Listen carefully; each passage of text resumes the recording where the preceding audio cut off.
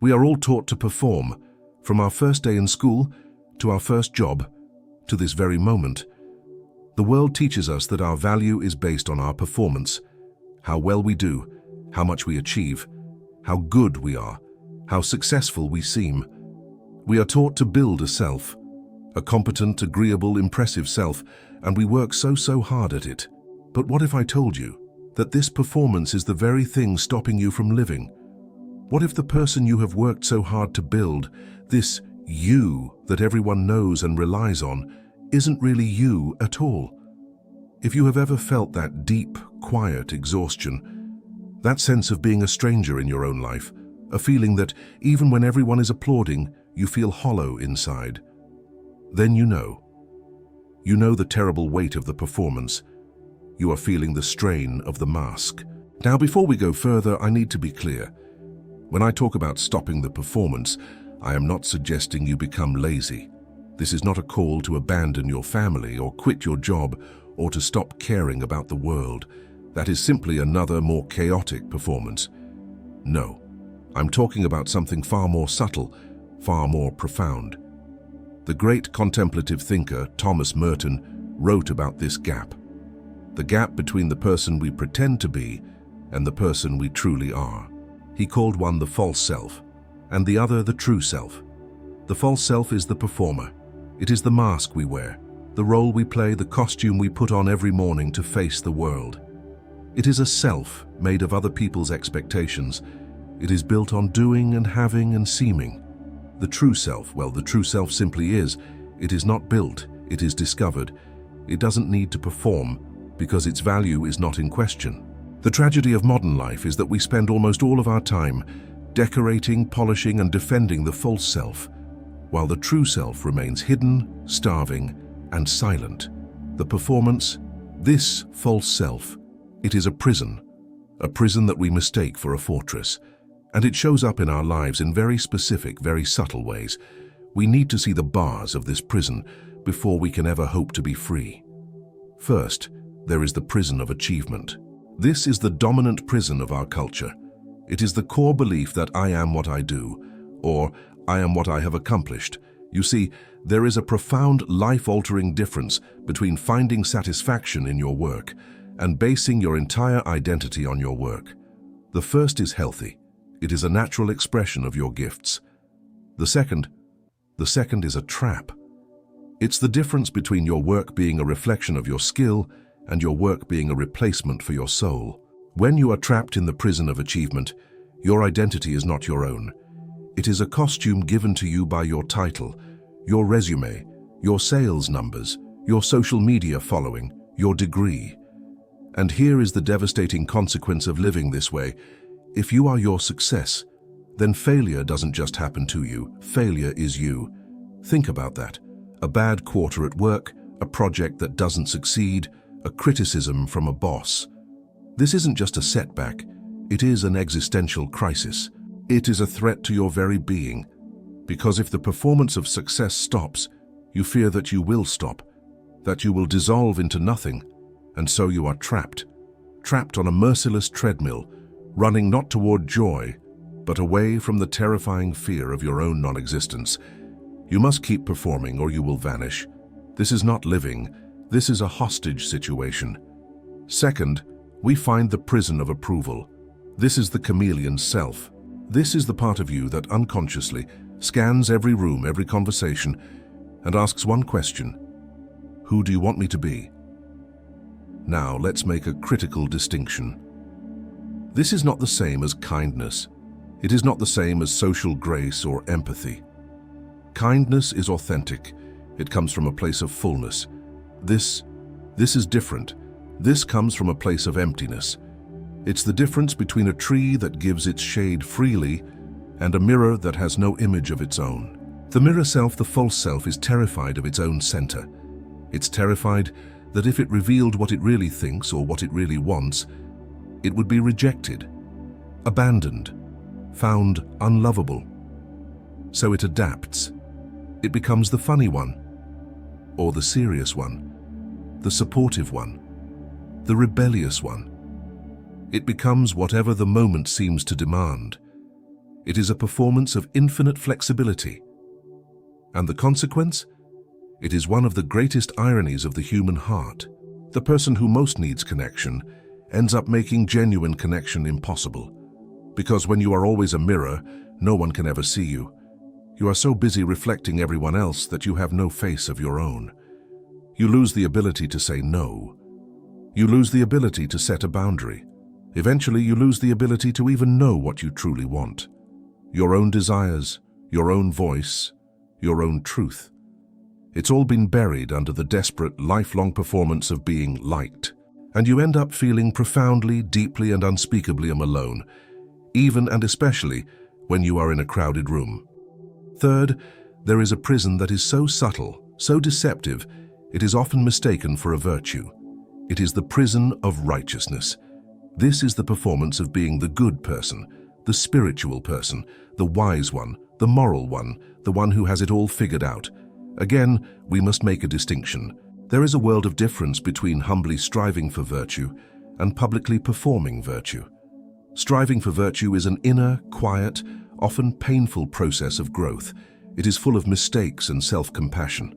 Performing virtue is an outer, loud, public display. It is rigid and unforgiving.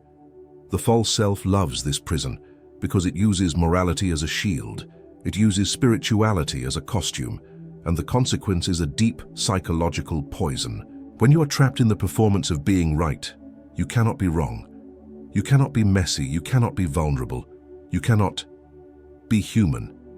You must deny your own shadow, your own anger, your own envy, your own doubts, and because you cannot own them in yourself, you must project them onto others.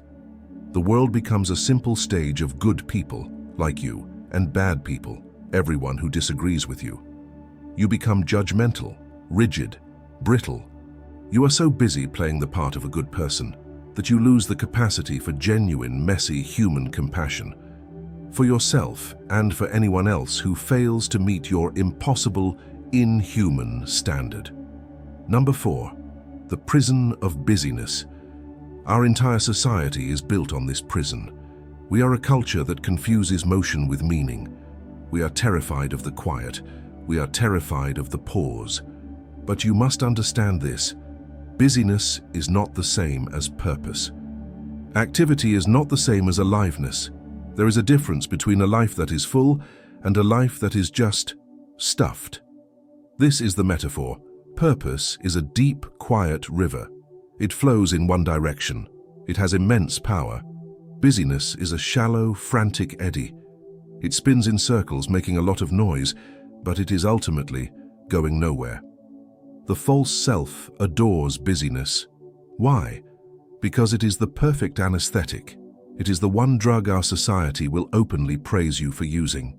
If you are always running, always checking your phone, always responding to emails, always managing the next crisis, always filling your calendar, you never have to face the terrifying, expansive silence.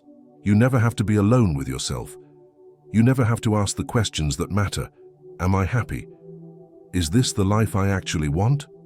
Who am I? The noise of the performance, the sheer relentless motion of the false self, drowns out the quiet, small, essential voice of your true self.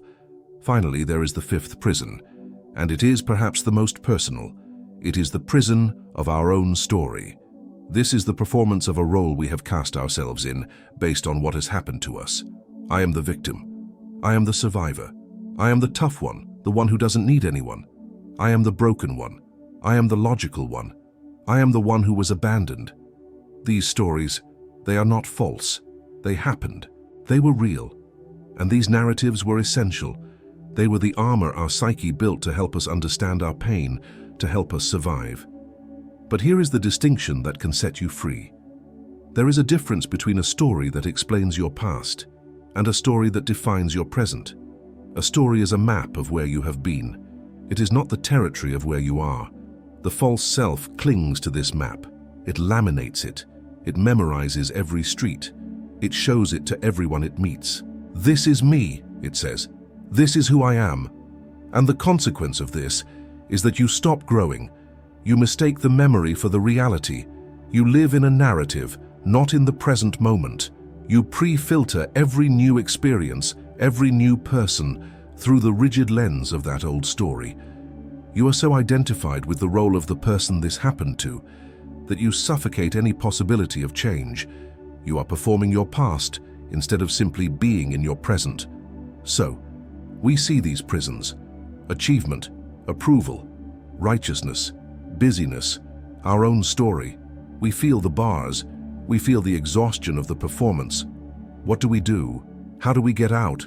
The world will tell you to find your passion, or build a better personal brand, or practice more self-care. But Merton would say this is all just redecorating the prison cell. It is simply exchanging one performance for another, a better mask, a more authentic costume. It is still the false self, just with a new script. The secret, the real solution, is not to do more. It is to do less. Merton's secret is this: you do not find your true self by adding anything. You do not achieve it. You do not build it. You find your true self by stopping the creation of the false self. The solution is a profound redefinition of what it means to live. We are taught that living is an action. The solution is to understand that living is a state of being. Think about it. The false self, the performer, is an effort. It requires constant energy, constant vigilance, constant maintenance. It is built of doing.